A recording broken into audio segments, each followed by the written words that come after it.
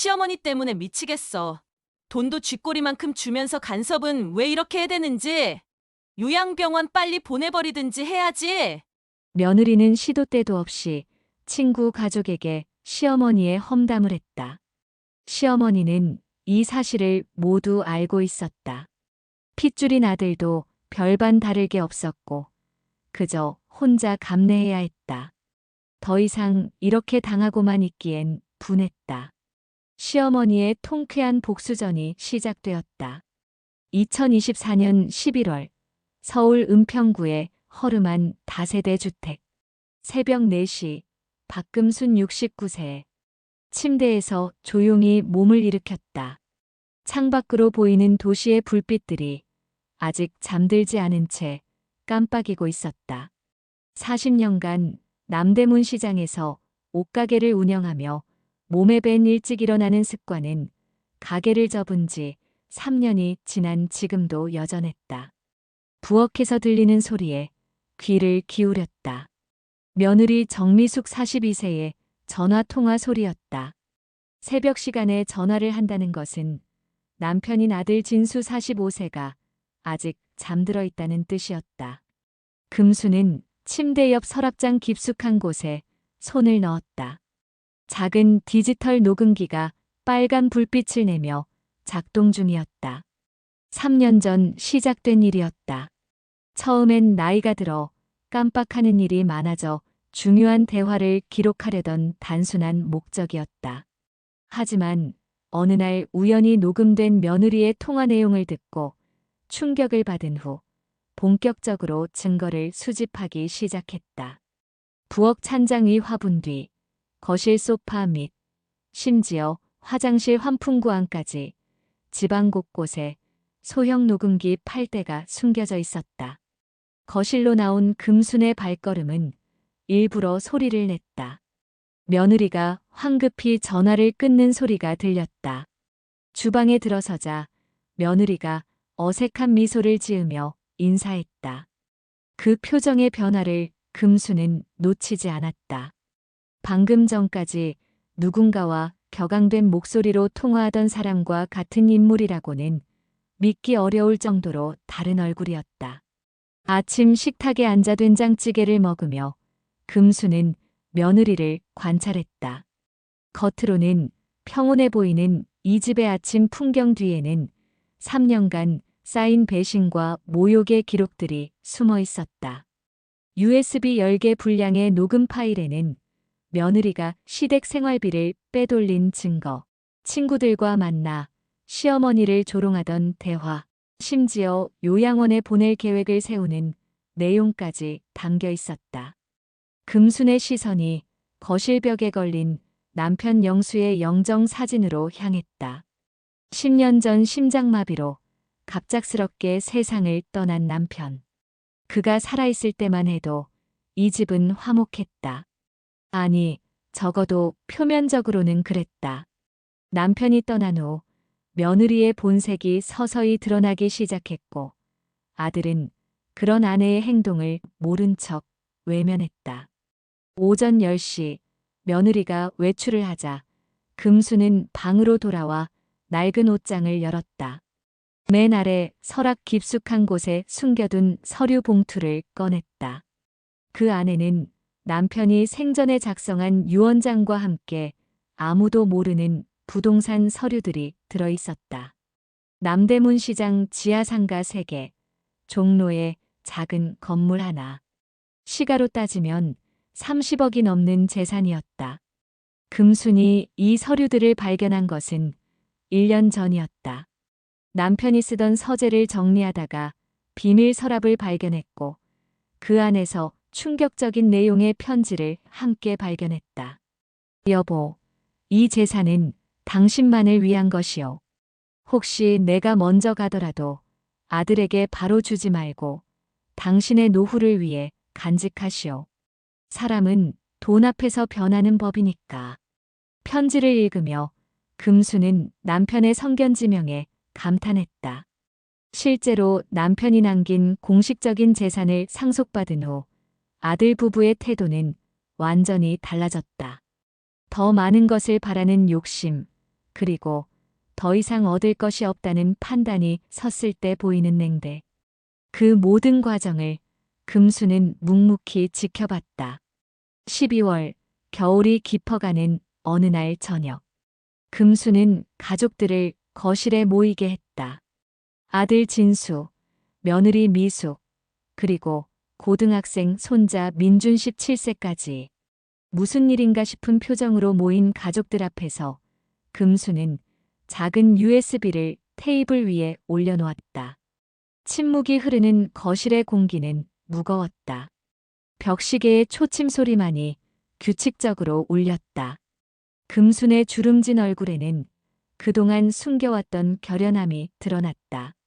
69년 인생에서 가장 중요한 순간이 다가오고 있었다. 3년 동안 너희들이 나 없을 때 무슨 말을 했는지 다 들었다. 금순의 목소리는 떨리지 않았다. 오히려 너무나 담담해서 더 무서웠다. 며느리의 얼굴이 하얗게 질렸다. 순간적으로 시선을 피하려 했지만 금순의 매서운 눈빛을 마주하고는 얼어붙었다. 2022년 5월 15일 미수가 너는 친구 은주와 통화하면서 이렇게 말했지. 시어머니가 빨리 죽었으면 좋겠어. 재산이나 남기고. 기억나니? 며느리의 입술이 파르르 떨렸다. 아들 진수도 충격을 받은 표정이었다. 하지만 금수는 멈추지 않았다. 2023년 8월 3일, 진수야, 너는 회사 동료와 술 마시고 와서 전화 통화하면서 뭐라고 했는지 기억하니? 우리 엄마가 치매 초기 증상 같은 게 있어서 후견인 신청하려고 한다고. 내가 언제 치매에 걸렸니? 아들이 입을 열려 했지만 금순이 손을 들어 제지했다.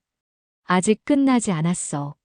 2024년 3월부터 9월까지 미숙이 너는 생활비로 받은 돈에서 매달 평균 150만 원씩 빼돌렸어. 시장 본다고, 병원비라고 거짓말하면서. 실제로는 명품 가방 사고, 에스테틱 다니고, 친구들과 호텔 뷔페 가는 데 썼지. 영수증도 다 있어. 거실의 무거운 침묵 속에서 손자 민준이만 눈을 크게 뜨고 어른들을 번갈아 쳐다봤다. 평소 자신에게는 다정했던 부모님의 또 다른 모습을 목격하는 충격이 얼굴에 그대로 드러났다. 금수는 노트북을 꺼내 USB를 연결했다. 화면에 녹음 파일 목록이 떴다. 날짜별로 정리된 파일이 수백 개였다. 그중 하나를 클릭하자 며느리의 목소리가 선명하게 들렸다. 언니, 진짜 시어머니 때문에 미치겠어. 돈은 쥐꼬리만큼 주면서 간섭은 오지게 하고 그냥 요양원에 보내버리고 싶어. 집 팔면 10억은 나올 텐데. 다른 파일을 재생했다. 이번엔 아들의 목소리였다. 엄마 통장에서 좀 빼도 모를 거야. 요즘 깜빡깜빡 하시니까. 증거는 명백했다. 부정할 수 없는 육성이 거실에 울려 퍼졌다. 며느리가 갑자기 무릎을 꿇었다. 눈물을 흘리며 용서를 빌었지만 그 눈물이 진심인지 연기인지 금수는 이미 알고 있었다. 3년간 지켜본 며느리는 상황에 따라 카멜레온처럼 변하는 사람이었다. 어머님, 정말 죄송해요. 제가 정신이 나갔었어요. 용서해 주세요. 일어나. 무릎 꿇는 거 보기 싫어. 금순의 차가운 목소리에 며느리는 어쩔 줄 몰라 했다. 아들도 머리를 숙인 채 아무 말도 하지 못했다. 내일부터 나는 이 집을 나갈 거야. 집은 다음 달에 매물로 내놓을 거고 너희는 알아서 살 곳을 구해. 폭탄 선언이었다. 이 집은 금순 명이었다. 남편이 살아있을 때 아내 이름으로 해둔 것이었다. 엄마, 그럼 우리는 어디로 가요? 민준이도 있는데. 그건 너희가 알아서 할 일이야. 참고로 말하는데 이 동네 재개발 확정됐어. 집값이 15억까지 올랐더라. 너희가 그렇게 탐내던 돈이야. 2025년 1월 금수는 정말로 집을 나왔다. 짐은 많지 않았다. 옷가지 몇 벌, 남편의 사진, 그리고 40년 된 재봉틀. 그것이 전부였다. 공항으로 향하는 택시 안에서 금수는 뒤돌아보지 않았다. 69년 인생에서 처음으로 오직 자신만을 위한 선택을 한 것이다. 제주공항에 도착했을 때 오랜 친구 영자가 기다리고 있었다. 서울에서 변호사로 일하다가 5년 전 제주로 내려와 작은 법률사무소를 운영하는 친구였다. 금순이 제주행을 결심하게 된 것도 영자의 조언 덕분이었다. 영자가 안내한 집은 제주 해안가의 아담한 전원주택이었다. 넓은 바다가 한눈에 들어오는 거실, 작은 정원에는 동백꽃이 피어 있었다. 겨울인데도 제주의 동백은 붉은 꽃을 피우고 있었다. 금수는 그 모습에서 희망을 보았다. 늦은 나이에도 꽃을 피울 수 있다는 희망. 첫날 밤, 금수는 오랜만에 편안하게 잠들었다. 더 이상 누군가의 눈치를 보지 않아도 되고 거짓 웃음을 지을 필요도 없었다. 창문으로 들어오는 파도 소리가 자장가처럼 들렸다. 다음 날 아침 옆집에 사는 할머니가 인사를 왔다. 72세의 김영희 할머니는 3년 전 서울에서 제주로 이주했다고 했다. 혼자 사는 것이 외롭지 않냐는 영희 할머니의 물음에 금수는 고개를 저었다. 외로운 것보다 자유로운 게 더 좋아요. 영희 할머니는 이해한다는 듯 고개를 끄덕였다. 차를 마시며 이야기를 나누던 중 영희 할머니가 흥미로운 제안을 했다. 금순 씨, 혹시 바느질 하세요? 여기 노인정에서 수선 봉사하는 사람을 찾고 있거든요. 금수는 가져온 재봉틀을 떠올렸다. 40년 전 시집 올 때 친정어머니가 주신 것으로 남대문 시장에서 옷 장사를 하면서도 늘 곁에 두었던 물건이었다.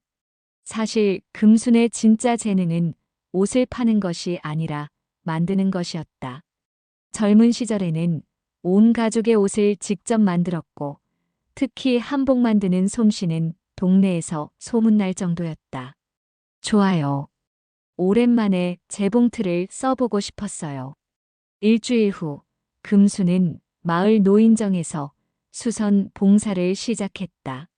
처음엔 간단한 바지단 수선부터 시작했지만 금순의 솜씨를 본 사람들이 하나둘 더 어려운 작업을 부탁했다. 찢어진 한복을 고치고 오래된 이불을 리폼하고 심지어 새 옷을 만들어 달라는 주문도 들어왔다. 특히 금순이 만든 생활한복이 인기였다. 전통 한복의 아름다움을 살리면서도 일상생활의 편한 디자인으로 개량한 것이었다. 화려하지 않지만 품격이 있고 편하면서도 단정한 옷이었다. 소문은 빠르게 퍼졌다. 제주도 전역에서 주문이 들어오기 시작했다. 한편 서울에서는 예상치 못한 일이 벌어지고 있었다. 금순이 집을 나간 후 아들 진수가 어머니 명의의 집을 자기 명의로 바꾸려다가 충격적인 사실을 발견한 것이다. 집에 5억 원의 근저당이 설정되어 있었다. 금순이 집을 나가기 전에 미리 대출을 받아둔 것이었다. 엄마가 이럴 수가. 진수는 당장 제주도로 날아갔다. 하지만 금수는 만나주지 않았다. 영자를 통해 전한 말은 단호했다. 그 돈은 내가 쓸 노후자금이야. 집을 팔면 대출금 갚고도 10억은 남을 테니 그걸로 알아서 살아. 제주 생활 3개월째 금수는 놀라운 사실을 알게 되었다. 남편이 남긴 유언장을 다시 읽던 중 이상한 문구를 발견한 것이다. 사랑하는 아내에게 우리가 처음 만났던 그곳에 약속을 남겨두었소.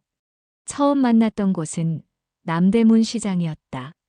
1975년 금순이 20살 때 친정 어머니를 도와 시장에서 채소 장사를 하고 있을 때 영수는 옆가게에서 옷 도매업을 하던 청년이었다. 첫눈에 반한 두 사람은 시장 한복판에서 사랑을 키웠다. 금수는 영자에게 부탁해 남대문 시장에 있는 남편의 옛가게 자리를 확인해달라고 했다. 놀랍게도 그 자리에는 여전히 영수상회라는 간판이 걸려 있었다. 더 놀라운 것은 그 가게가 여전히 금순 명의로 되어 있다는 사실이었다. 영자가 보내온 사진을 보니 가게는 다른 사람에게 임대를 준 상태였다. 월세가 꼬박꼬박 어느 통장으로 입금되고 있었는데 그 통장이 바로 남편이 금순 명의로 만들어둔 비밀 계좌였다. 20년간 쌓인 월세가 3억 원이 넘었다. 하지만 진짜 충격은 그 다음이었다. 가게 지하 창고에서 발견된 금고 안에 또 다른 부동산 서류들이 있었던 것이다. 남대문 시장 지하 상가 3개, 동대문 의류상가 2개, 그리고 종로의 작은 빌딩. 모두 합치면 시가 30억이 넘는 재산이었다. 남편이 함께 넣어둔 편지에는 이렇게 적혀 있었다. 여보, 미안하오. 당신 모르게 이런 준비를 했소.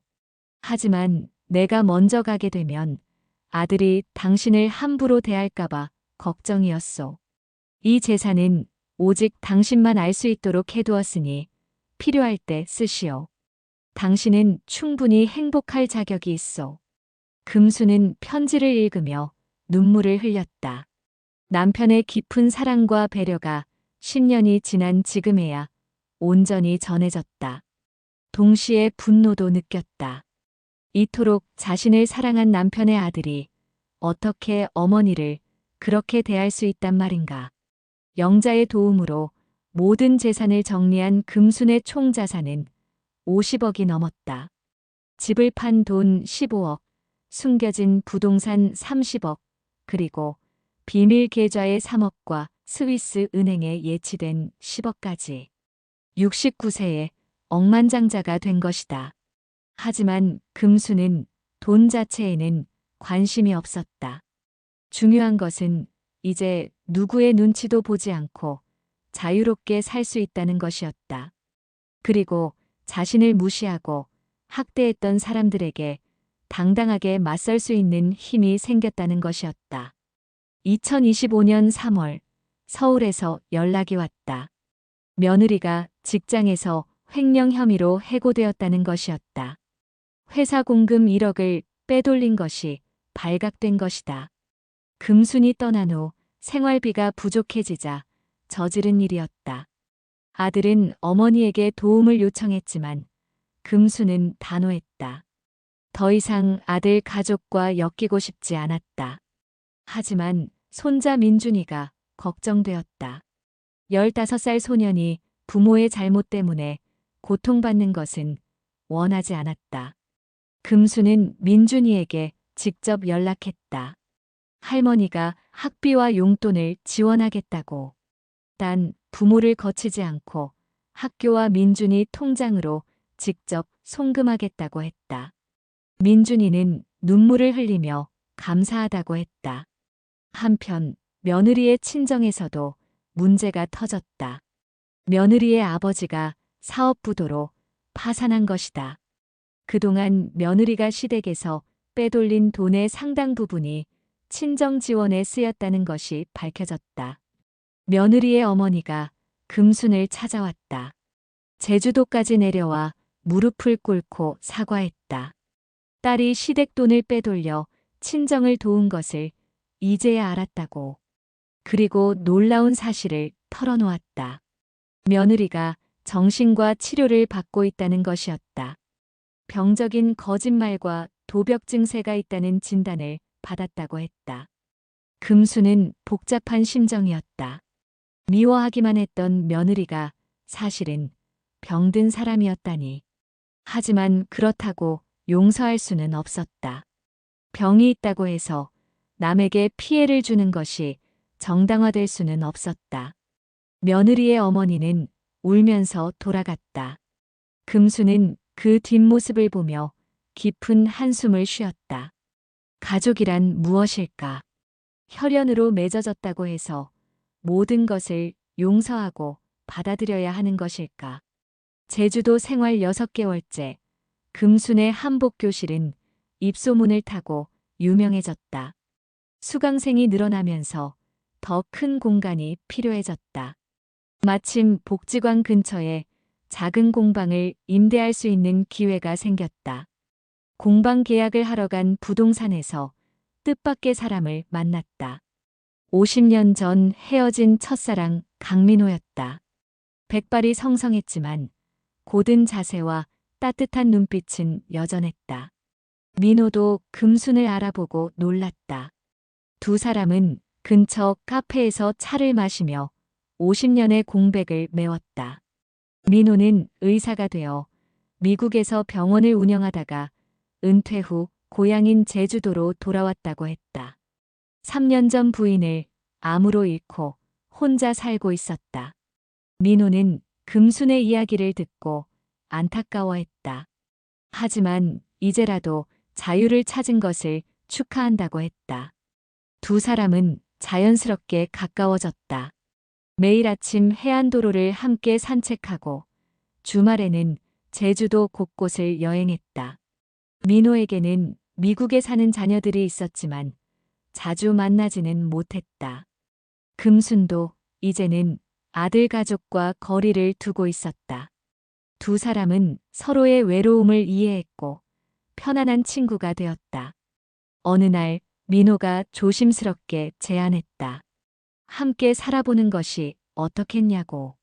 70이 넘은 나이에 새로운 시작이 늦은 것은 아닐까 망설였지만 남은 인생이 얼마나 될지 모르는데 행복을 미룰 이유는 없었다.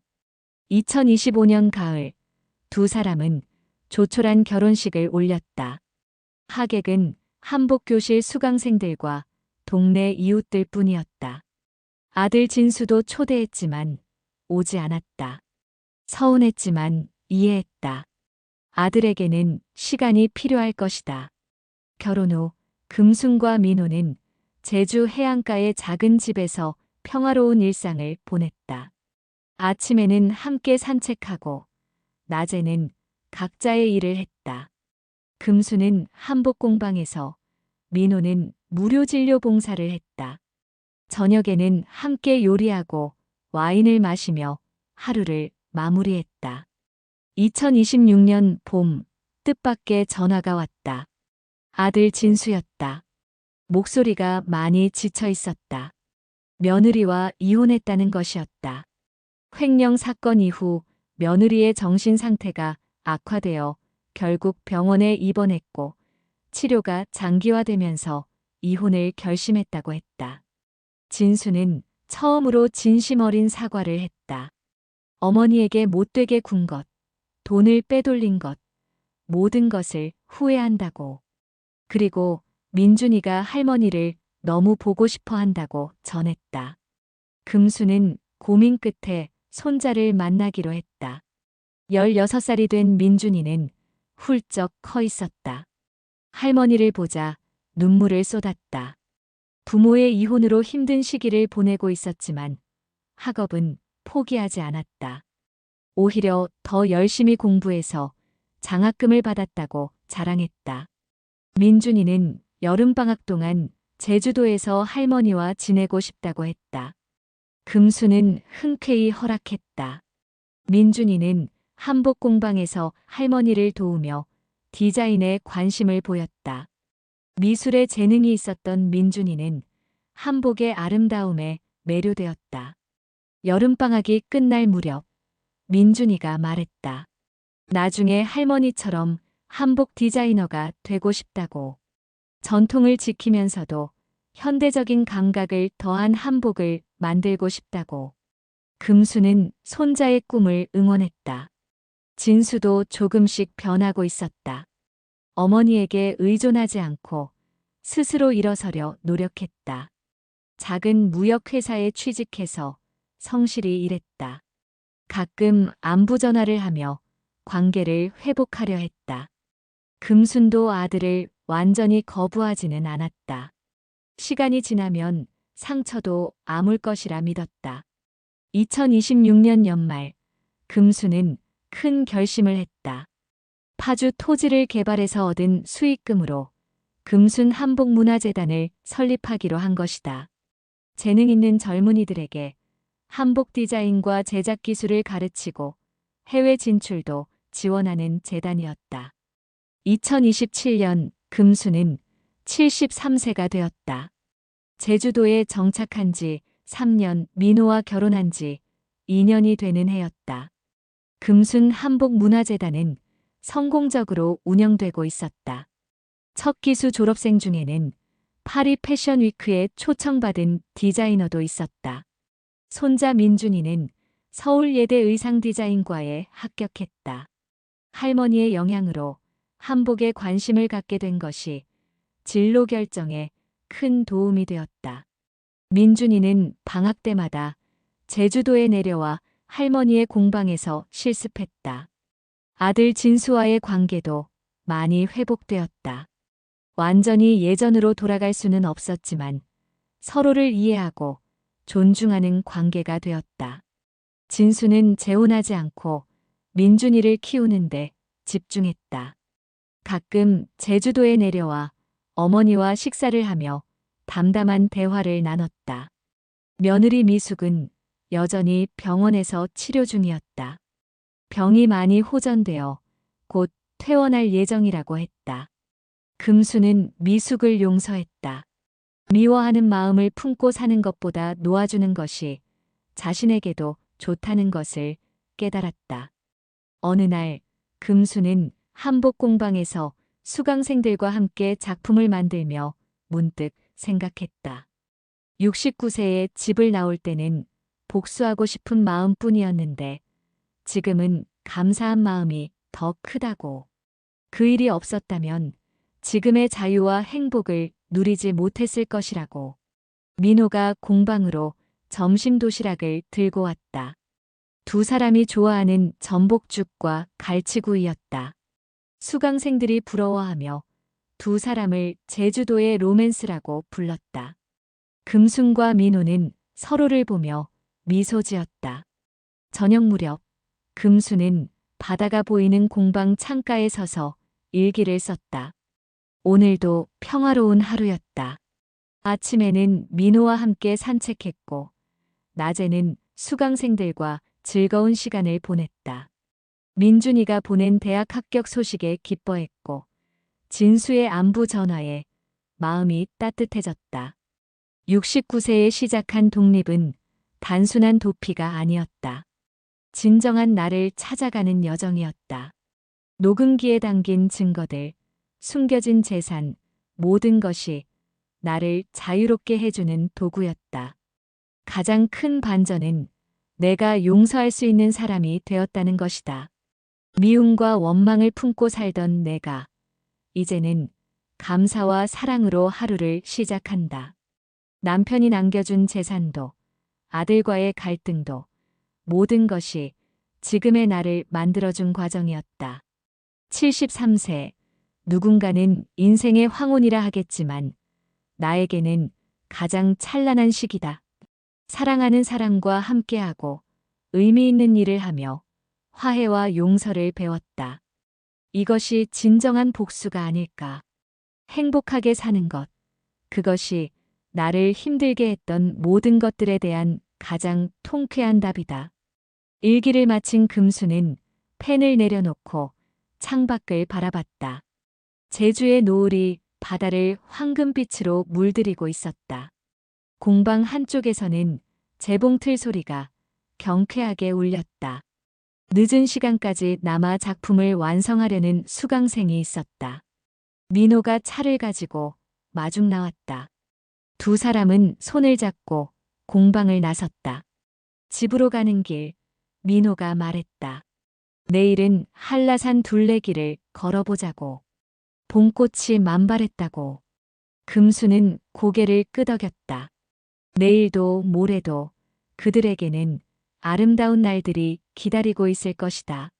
멀리서 손자 민준이의 전화가 왔다. 할머니가 만들어준 한복을 입고 대학 입학식에 갔더니 모두가 감탄했다고. 교수님이 특별히 관심을 보이며 한복의 역사에 대해 물어봤다고. 금수는 손자의 들뜬 목소리를 들으며 흐뭇하게 웃었다. 그날 밤 금수는 오래된 앨범을 꺼내봤다. 시장에서 장사하던 시절의 사진, 남편과 함께 찍은 사진, 아들이 어렸을 적 사진들. 한 장 한 장 넘기며 지난 세월을 되돌아봤다. 힘들었던 시간도, 행복했던 순간도 모두가 소중한 인생의 한 페이지였다. 민호가 옆에 앉아 함께 사진을 봤다. 그리고 새로운 앨범을 꺼냈다. 제주도에서의 3년 그들이 함께한 시간들이 담겨 있었다. 결혼식 사진, 한복 공방 개원식, 민준이와 함께한 여름휴가, 재단 설립 기념식, 새로운 인생의 기록들이었다. 2027년 5월 어느 날 놀라운 소식이 전해졌다. 금순이 만든 한복이 유네스코 무형문화재 보존 프로젝트에 선정된 것이다. 전통을 지키면서도 현대적 감각을 더한 독창적인 디자인이 높은 평가를 받았다. 프랑스 파리에서 전시회가 열릴 예정이었고 금수는 명예 초청 작가로 선정되었다. 진수가 축하 전화를 걸어왔다. 어머니가 자랑스럽다고 파리 전시회에 꼭 가서 응원하겠다고 했다. 처음으로 아들의 목소리에서 진정한 존경심이 느껴졌다. 금수는 아들을 파리에 함께 가자고 초대했다. 가족이 함께하는 여행, 화해와 치유의 시간이 될 것 같았다. 며느리 미숙도 병원에서 퇴원했다. 완치는 아니었지만 많이 호전되어 일상생활이 가능해졌다. 미숙은 금순에게 긴 편지를 보냈다. 진심 어린 사과와 함께 이제라도 좋은 관계를 만들어가고 싶다는 내용이었다. 금수는 답장을 보냈다. 과거는 과거일 뿐 앞으로가 중요하다고. 2030년 금수는 76세가 되었다. 제주도에 정착한 지 6년이 흘렀다. 금순 한복문화재단은 국내외에서 인정받는 기관이 되었고 수많은 젊은 디자이너들이 이곳을 거쳐갔다. 손자 민준이는 대학을 졸업하고 할머니의 수제자가 되었다. 할머니의 전통 기법과 자신의 현대적 감각을 결합한 신한복 브랜드를 런칭했다. 첫 컬렉션은 뉴욕 패션위크에서 호평을 받았다. 아들 진수는 무역회사의 임원이 되었다. 스스로의 힘으로 일어선 것이 더욱 값진 성취였다. 재혼한 아내와 함께 가끔 제주도를 찾아 어머니께 안부를 전했다. 새 며느리는 시어머니를 진심으로 존경했다. 미숙도 새로운 삶을 살고 있었다. 치료를 계속 받으며 작은 카페를 운영했다. 과거의 일을 진심으로 반성하고 봉사활동을 하며 속죄의 시간을 보냈다. 금순과 완전히 화해하지는 못했지만 서로를 이해하고 인정하는 사이가 되었다. 민호는 여전히 금순 곁에서 든든한 동반자가 되어주었다. 두 사람은 매일 아침 바닷가를 산책하고 함께 봉사활동을 하며 소박하지만 충만한 일상을 보냈다. 어느 봄날 금수는 한복 공방에서 마지막 수업을 마치고 일기를 썼다. 오늘로 공식적인 은퇴를 선언했다. 이제 공방은 민준이와 젊은 디자이너들에게 맡기기로 했다. 76세 충분히 일했고 충분히 나누었다. 돌아보니 69세에 집을 나온 것이 내 인생 최고의 결정이었다. 그때 녹음기에 담긴 배신의 증거들이 나를 분노하게 했지만 그 분노가 나를 움직이게 했다. 숨겨진 재산을 발견한 것도 민호를 다시 만난 것도 모든 것이 그 결정에서 시작되었다. 가장 큰 반전은 복수하려던 마음이 용서로 바뀐 것이다. 미워하던 사람들을 이해하게 되고 상처 주던 관계가 치유되었다. 이것이 진정한 승리가 아닐까. 남편이 남긴 재산으로 시작한 재단은 이제 수백 명의 젊은이들에게 희망을 주고 있다. 내가 받은 상처를 다른 이들의 기회로 바꾼 것. 이것이 내가 찾은 행복의 비결이다. 내일은 민호와 함께 유럽 여행을 떠난다. 파리에서 열리는 민준이의 패션쇼를 보러 가는 길이다. 진수 가족도 함께 간다. 온 가족이 함께하는 첫 해외여행이다. 76세, 인생의 황혼이라 하지만 나에게는 여전히 새로운 시작이다. 매일이 선물이고 매 순간이 감사하다. 69세에 시작한 반란이 이렇게 아름답게 마무리될 줄 누가 알았을까? 진정한 복수는 상대를 무너뜨리는 것이 아니라 자신이 행복해지는 것이다. 나는 해냈다. 통쾌하게, 그리고 아름답게. 금수는 일기장을 덮고 창밖을 바라봤다. 제주의 봄바다가 햇살에 반짝이고 있었다. 민호가 여행 가방을 들고 들어왔다. 두 사람은 서로를 보며 미소 지었다. 내일의 여행이, 앞으로의 모든 날들이 기대되었다. 바람이 불어 한복 공방의 문이 열렸다. 젊은 디자이너들이 열심히 작업하는 모습이 보였다. 그들의 눈빛에는 열정과 희망이 가득했다. 금순이 걸어온 길이 그들에게는 새로운 시작이 될 것이다. 해가 저물고 있었다. 금순과 민호는 손을 잡고 집으로 향했다. 69세에 시작된 통쾌한 반격은 이렇게 아름다운 화해와 용서, 그리고 새로운 사랑으로 완성되었다.